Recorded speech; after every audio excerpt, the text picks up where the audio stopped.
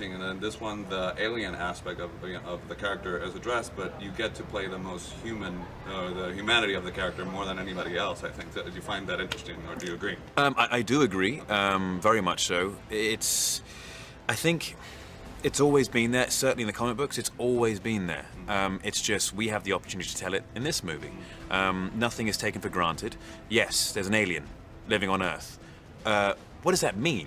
What would that mean to us if we discovered it? And what would it mean to the character, that alien who's living amongst us, to exist in that way and in that manner? And I think those are important questions to ask.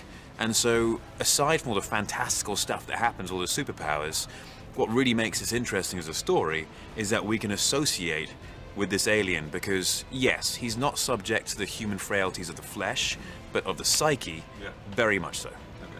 I showed you the picture because out of everything, all the pressures of shouldering a movie this size, I wonder if you thought about the fact that I have a 7-year-old boy, that for a whole generation of kids, you're going to be their Superman. So did that come into play at any point? I didn't use it as in my decision-making process or anything, but yes, it's certainly a very strong thought. I mean, when it came to playing the role, I just played the role as loyally to the comic book and to the script as I possibly could.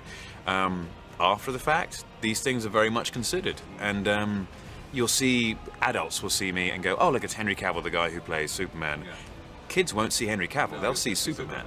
And I've even got nephews of mine, sorry, a friend's son, they all call me Uncle Henry, so I call them my nephews, but they both met me, and they knew I was Uncle Henny, and now... Now you're Superman. Yeah, now I'm Superman, and they still get the Uncle Henny thing, but they think Uncle Henny is Superman, and that's the kind of remarkable thing. Even though they knew me well before this happened, and it's an important issue. Yeah. So the other thing, I know movie shoots are grueling, 18 hours or plus, but I wonder what was your coolest moment wearing the suit in this shoot? There's this moment in Smallville, that sort of a showdown moment, and it wasn't even during shooting. I was standing there between setups, just, waiting for cameras to get in the right place and everything, and this slight breeze picked up, and I felt the cape just kind of lift behind me, and everyone, I just saw sort of people start turning, and I was like,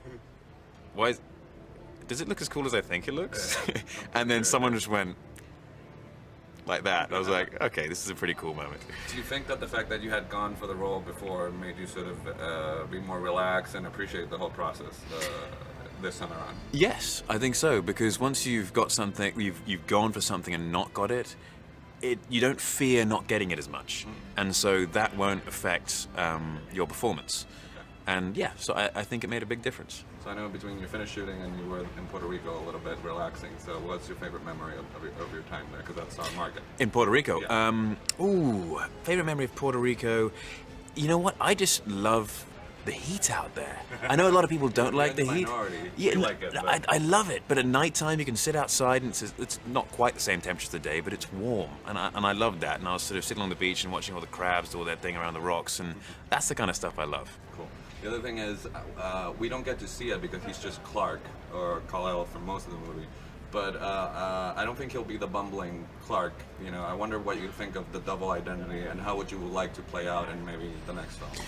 Well, he certainly won't be the bumbling Clark, because he doesn't want to draw attention to himself. And that's the way he's always lived, very much a ghost, very much in the background. It's that guy who, when you really look at the photo, you go, oh, I never really saw that guy before. It's what Lois Lane did. She started sort of spotting this guy when deliberately looking for him. But if you're not looking for him, you won't see him.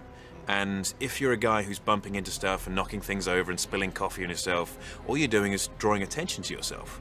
And this is not what Clark will do this time round. Okay, well, pleasure talking to you. Thank you very much.